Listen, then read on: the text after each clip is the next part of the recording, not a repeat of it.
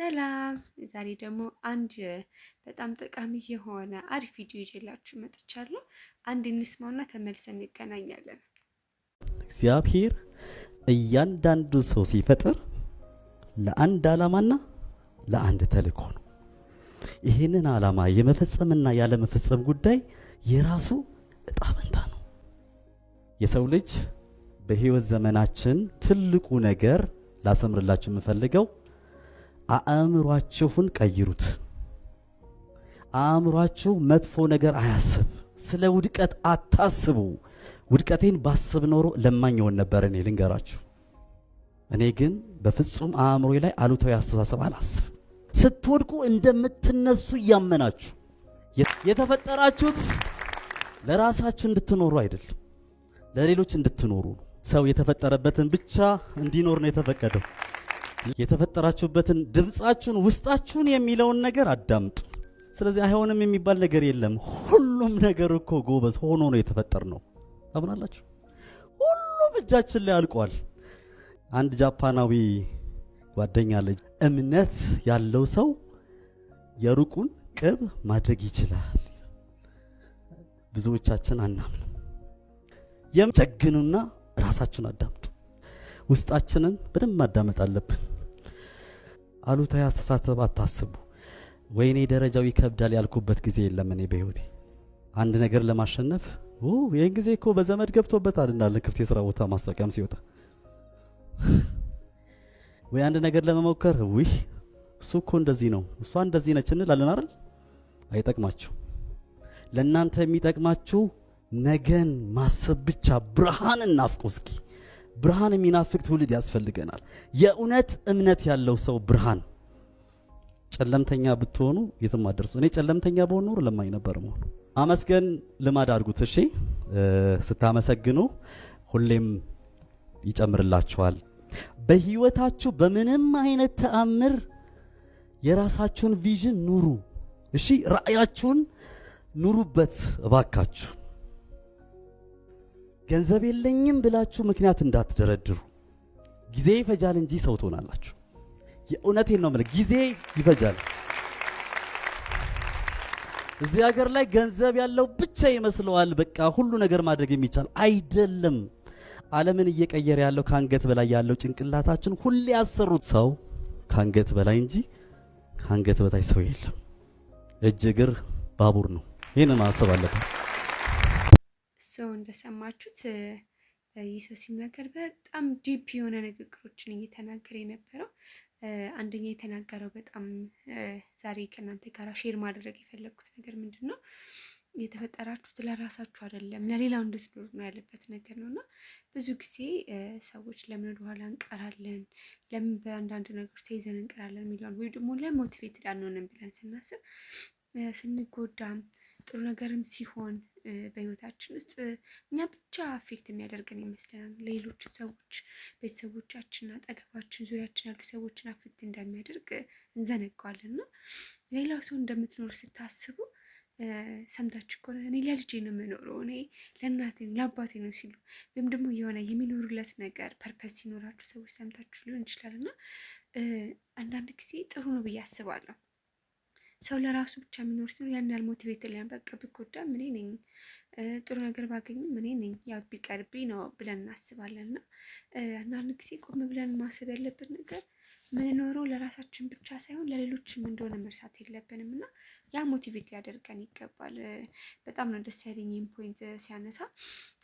ሌላው ደግሞ አይሆንም የሚባል ነገር የለም፣ ሁሉም ነገር ሆኖ ተፈጥሯል። እና ኤክስኪዩዝ እንዳታደርጉ ከዚህ በኋላ በቃ ይሄም አይሆንልኝም ይሄም አይሳካልኝም። እኔም እንደዚህ ስለምለው በጣም የተነካውበት ምክንያት ምንድን ነው? በቃ ይሄማ እንዴት ይሆናል ያማ እንዴት ይሆናል ምናምን የምልባቸው ጊዜያቶች አሉና ዛሬም እናንተንም ራሴን ማበረታታት የምፈልገው ነገር ዴር ኢዝ ናቲንግ ኢምፖስብል። እንደውም አንድ አባባል አለ፣ አባባል ብቻ ሳይሆን መጽሐፍ ቅዱስ ላይ የሚያለቃለው እና ለሚያምን ሁሉ ይቻላል የሚል ነገር ማለት ነው። ማመን እንዳለብን ነው። ኦልሬዲ ለሰው ልጆች ሁሉ የሚያስፈልግ ነገር በምድር ላይ ያለ ተፈጥሯል። ስለዚህ እኛ ማመንና የተፈጠረውን ነገር ወደ ህይወታችን ውስጥ በቃ ኮል ማድረግ ነው፣ አትራክት ማድረግ ነው ያለብን። እና ዴር ኢዝ ናቲንግ ኢምፖስብል በሚለው እናንተንም ኢምፓወር ኢንከሬጅ ላደርጋችሁ እፈልጋለሁ። አንድ የጃፓናዊ ንግግር ብሎ ያነሳውም ይህንን በደንብ ስፖርት ያደርጋል ብዬ አስባለሁ። እምነት ያለው ሰው የሩቁን ቅርብ ማድረግ ይችላል የምትለዋ ማለት ነው። እና ሶ ባይ ፌዝ እስቲ የራቁብን ነገሮች አይደረስ አይነክ ያላቸውን ነገሮች እስቲ ሌትስ ትራይ ወደ ራሳችን ማቅረብ። በቃ እምነት ስራን ያስከትላልና ስናምን ነው ላመንነው ነገር መንቀሳቀስ የምንጀምረው። ካላመንን ቁጭ ብለን እግራችንን አጣጥፈን የምንቀመጠው እና ሶ ፕሊስ ሌትስ ሃቭ ፌዝ በቃ እንመን። ከዛ ደግሞ ከመንን በኋላ ላመንበት ደግሞ እንድንንቀሳቀስ አቅም ይሆነናል ማለት ነው። ሶ በዚህ ኢንከሬጅ ላደርጋችሁ እፈልጋለሁ። በጣም ሁል ጊዜ እንደውም እኛ ኢትዮጵያኖች ብዙ ጊዜ በዚህ እንታማለን እና እኔ የምሰራበት መስሪያ ቤት የውጭ ዜጎችም አገኛለሁ እና ኢትዮጵያኖች ቴንኪዩ አታውቁም፣ ሶሪም አታውቁም እንባላለን እና እኔ ደግሞ የሚመስልኝ እንደውም በጣም አመስጋኞች እንደው ፈጣሪን ተማጽን የምንኖር ሰዎች ምናምን ብዬ ነበር የማስበው። ሶ ዛሬ ግን ቆም ብዬ ሳስበው ትክክል ይመስለኛል ያ ነገር እና ብዙ ጊዜ ሰዎች ኮምፕሌን ሲያደርጉ እንደዚህ ያልሆነም እኔ እኮ እንትን የለኝም እንደዛ እኮ የለኝም የሚሉ ሰዎች አሉና ከልቡ አምኖ ለሚነሳ ሰው ሁሉም ነገር ቀላል ነው የሚሆነው። ሁለተኛ ነገር ደግሞ አመስጋኞች መሆን አለብን። ባለን ነገር ግራቲቲዩድ ሊኖረን ይገባል እና ቴንኪዩ እያለን ይጨመርልናል። ስናመሰግን ሌላ ይጨመርልናል እና ስናማድር ግን ያለን ራሱ እንደው ከሌለን ላይ ራሱ ይወሰዳል። ስለዚህ ሁልጊዜ ግራቲቲዩድን ፕራክቲስ ማድረግ አለብን። ሌላው በጣም ደስ ያለኝ ያደረገው ነገር ነው። በጣም ነው ደስ ያለኝ እና ለእናንተም ይህንን ነገር ሪማይንድ ማድረግ ስለምፈልግ ነው። ሌላ ደግሞ ራዕይ፣ ሰው ራዕይ ሊኖሩ ይገባል። ራዕይ ከሌለው ሰው ምን ሞቲቬት ሊያደርገው ይችላል? እና ለምን ለልጃችሁ መኖር አይሆንም ወይ ለእናት ለአባታችሁ መኖር ወይ ለፈጣሪያችሁ አይሆንም? ግን የሆነ ልትኖሩለት የሚገባ ነገር በህይወታችሁ ውስጥ ማስቀመጥ አለባችሁ።